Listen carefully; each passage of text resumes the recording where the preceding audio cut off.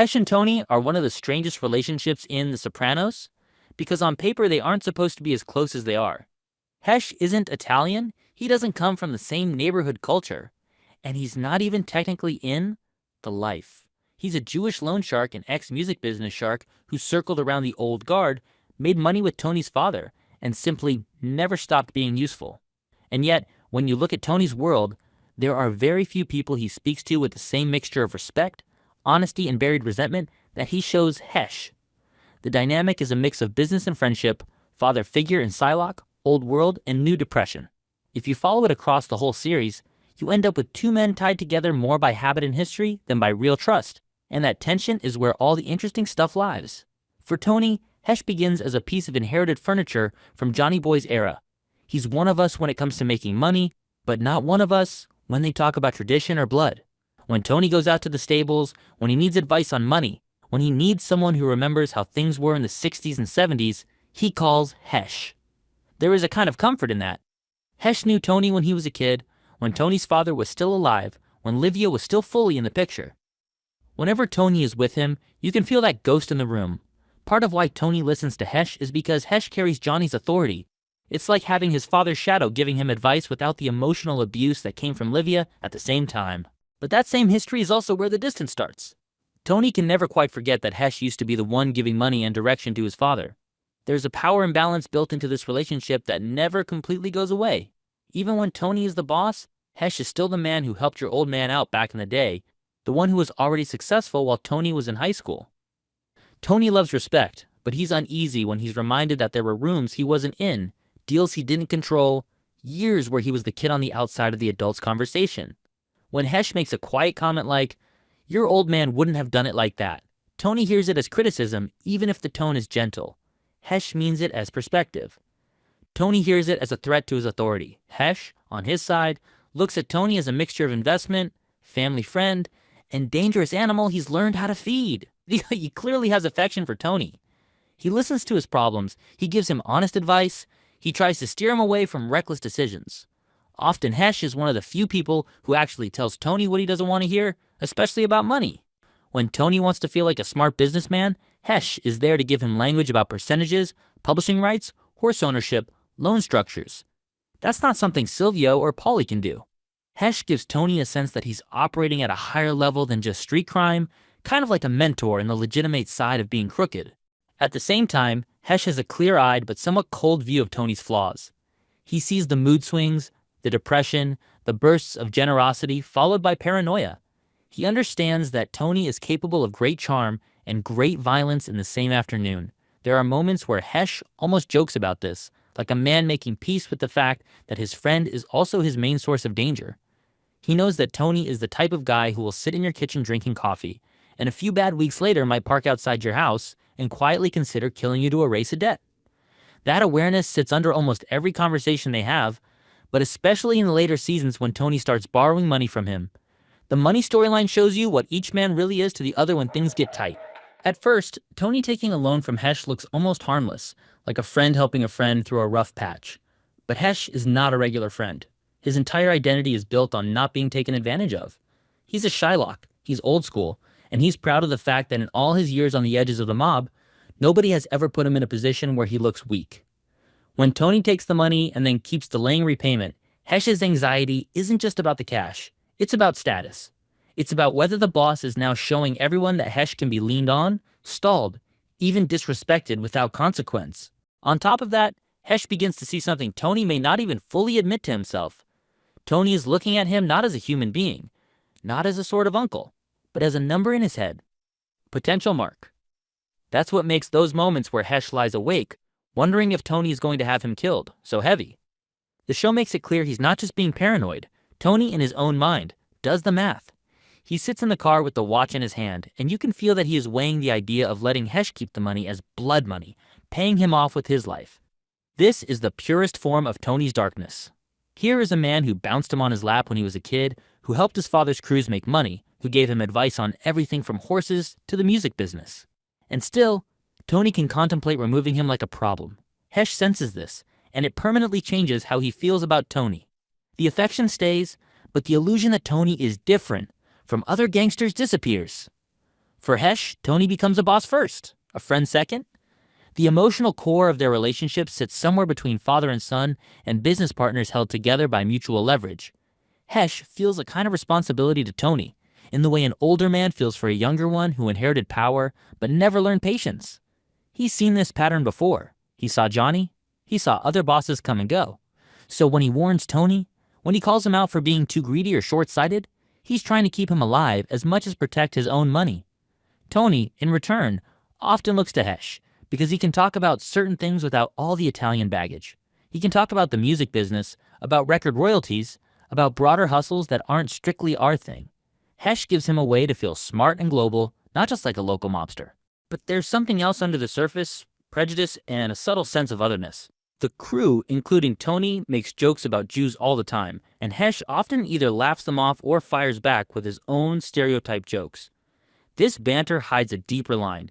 Hesh will always be allowed into the back room, but never into the inner core of the blood family. Silvio Paulie, Christopher, they may like him, they may respect him, but he's not one of the boys in the same way. For Tony, this creates a safe emotional distance. He can be honest with Hesh in a way he cannot be with his made guys, because Hesh is not going to use that emotional information to move up the ladder. He has no rank to compete for. That makes him a useful confessional, but also someone Tony doesn't fully owe loyalty to in the same way, and that's exactly why he can think about killing him when the debt feels heavy. When it comes to the other main members, Hesh's feelings are almost clinical. He sees them as extensions of Tony's personality and of the life itself. Take Silvio. Hesh respects Silvio because Sil is consistent, rational, and understands the value of a quiet earner. Sil sees Hesh as a long-standing ally of the regime, someone who has always delivered and stayed in his lane. The two of them share a certain old-school view of business: don't embarrass people, don't make problems where money's being made, and keep emotional drama out of the accounts. Silvio doesn't have the same kind of warmth with Hesh that Tony does, but he doesn't have the same potential rage either. To Sil, Hesh is like a reliable vendor you've worked with for 20 years. You might make a few jokes about him, but you defend his usefulness in the back room when anyone questions him. Paulie is different. Paulie is suspicious by nature, and he's especially suspicious of anybody who isn't Italian and still has a finger in the pie. Hesh knows this. Around Paulie, he's polite, but there's always a little edge. Paulie looks at Hesh and sees someone who has made a lot of money over a lifetime without doing the work in the traditional sense: no time in prison, no solemn ceremonies, no risking his neck in the street. He's Johnny's old friend, sure, but he's also the guy who charges interest on loans to wise guys and never takes a pinch. That eats at someone like Paulie, whose whole identity is built on suffering and being loyal. So Paulie respects Hesh's track record and brains, but there's envy and resentment behind the respect. Hesh, being sharp, probably reads that instantly and keeps their interactions light and limited, never giving Paulie a reason to focus too hard on him. With Christopher, the relationship is almost generational. Hesh looks at Chris and sees the new, unstable, drug-addicted version of guys he has known his entire life. He can sense Chris's talent and potential, but he also senses the chaos. Christopher, in turn, likely sees Hesh as this old, slightly out-of-touch money man who has stories from the music world and the old days, but who doesn't really get what it's like to be a young gangster in the time of DVDs and internet porn. Chris's respect for older men is always mixed with contempt. He hates feeling like the kid who doesn't know enough. Hesh, who is naturally blunt and has no reason to flatter him, can easily end up on the wrong side of that ego. So while they're never outright enemies, there is a quiet gap between them. Hesh doesn't invest in Christopher emotionally the way he does in Tony, because he doesn't see Chris as the center of anything. He sees him as another soldier who may or may not make it. Junior is more complicated. On one hand, Hesh and Junior both come from the old era. Both remember a time before Tony's generation when different men were in charge. They have a shared language of the past. On the other hand, Junior is more bitter, more jealous, more eaten up by the way power passed to Tony. Hesh, being more practical and less emotionally attached to rank, doesn't have that problem. He might quietly think that Junior had his chance and blew it, while Tony, for all his flaws, at least knows how to keep the money flowing. Junior, in turn, might look at Hesh as another one of those people who went with Tony when the balance shifted, a reminder that loyalty follows power and cash more than personal history. So the respect is there, but without the warmth Hesh has for Tony, and without the structured loyalty Junior expects from his generation. There's also the racial and cultural angle with Hesh, especially in the Massive Genius storyline. Hesh's history in the music business and the way he exploited black artists is brought up and never neatly resolved. It shows you that Hesh is, at his core, a man who believes in getting his piece, even if that means stepping on people who don't have the same power. When Tony backs him up against massive genius, it's partly loyalty and partly a shared worldview. Both of them see the music artist who got ripped off as someone who should have known better, someone who signed bad contracts. That tells you a lot about how Tony and Hesh line up morally. For all of Tony's talk about family, there is a cold, financial calculation in him that mirrors Hesh's. Hesh sees that and probably feels closer to Tony because of it, but it also mirrors back the ugliest part of himself. It's like looking into a mirror that's 20 years younger and 20 times more violent. The way other main members feel about Hesh is filtered through Tony. If Tony likes you, others take their cue from that. If Tony is sour on you, suddenly everyone sees the faults they pretended not to notice before. In the early seasons, when Tony clearly values Hesh's opinion and keeps visiting his house, you never see the crew openly move against him. They may crack jokes, but they accept his presence. Once Tony starts to struggle with money and the debt to Hesh becomes a subject of tension, you can feel a shift. Tony's attitude becomes a little more mocking, a little more distant. That gives silent permission for others to mentally downgrade Hesh from respected elder to old Shylock, who should be happy he's still breathing. It's cruel, but that's how the world of the show works. Respect is a currency that can be spent down quietly over time. From Hesh's point of view, the tragedy is that he's seeing the same pattern play out that he's watched all his life. He's seen bosses rise, take more and more, stretch themselves, then start looking around for shortcuts when the walls close in. He probably hoped Tony wouldn't become that kind of boss, or at least that their personal connection would place him outside the danger zone. By the end, he realizes that the only real safety is in not being needed. As long as Tony needs his money, Hesh is in danger. When the debt is finally settled, the relief is not just financial, it's existential. He can go back to being a side character in Tony's life instead of a name on a mental list of problems. Emotionally then, how do they really feel about each other? Tony loves Hesh in his own twisted way. He enjoys his company, he is comfortable in his home, he respects his experience, and he values the link to his father. There are moments where Tony genuinely wants to do right by him, where you can feel that he is trying to protect Hesh as a kind of honorary uncle, but Tony's love is always conditional, always boxed in by his own survival instinct and his greed. When those instincts are triggered, the love can be overruled. That's why the scenes where he contemplates violence against Hesh are so chilling. They show that no amount of shared history can fully override Tony's fear of looking weak or being broke. Hesh, in turn, feels a mix of affection, pride, and disappointment towards Tony. He has watched this kid become the most powerful man in their world, and part of him must feel some satisfaction in that. He gave advice along the way. He saw Tony avoid some mistakes that swallowed other bosses, and he can take quiet credit for that. But he also sees Tony becoming smaller over time, more desperate, more self-pitying, more angry. He sees the therapy, the gambling, the impulsive decisions. The proud part of Hesh wants to admire Tony as a strong leader, but the clear-eyed businessman in him recognizes that Tony is slowly eating his own foundations.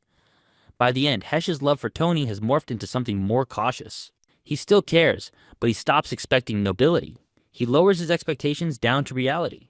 The way Hesh feels about the other main members is colder and more structured. He respects Silvio as the competent underboss, tolerates Paulie as the loud but loyal earner, keeps his distance from Christopher as the unpredictable hothead, and gives Carmela a level of respect few others do because he sees her as part of the economic backbone of the family. He recognizes Junior as a relic, someone who never fully accepted the shift of power, and he treats him with the politeness you give to an older relative you know won't be steering the ship again. In all of these relationships, Hesh is consistent. He judges people by their ability to make or lose money, and by how much of a problem they can become. Feelings matter, but only up to the point where they don't threaten survival. In the end, the Tony-Hesh relationship is a test case for whether genuine affection can coexist with the logic of the mob. The show's answer is only up to a point. Their shared memories, their years of business together, the paternal glow Hesh sometimes gives off when Tony is around. None of it is strong enough to fully override the brutal question both men eventually ask about each other: is he still good for me, or is he now a risk? Tony, as boss, feels this question more sharply because he lives in a constant state of threat. Hesh feels it as an old man who has seen what happens when you ignore the warning signs. What makes their dynamic so rich is that they never fully break. There is no huge betrayal, no dramatic confrontation, no final we're done scene. Instead, there is a slow cooling. The warmth is replaced by caution, the easy jokes replaced by careful politeness. They drift from something that looks almost like family towards something that looks a lot more like two men who once did very well together and are now just trying not to become each other's last mistake. That quiet fade out, more than any loud argument, tells you exactly how they feel. They care, but they don't trust. And in the world of The Sopranos, caring without trust is just another form of danger.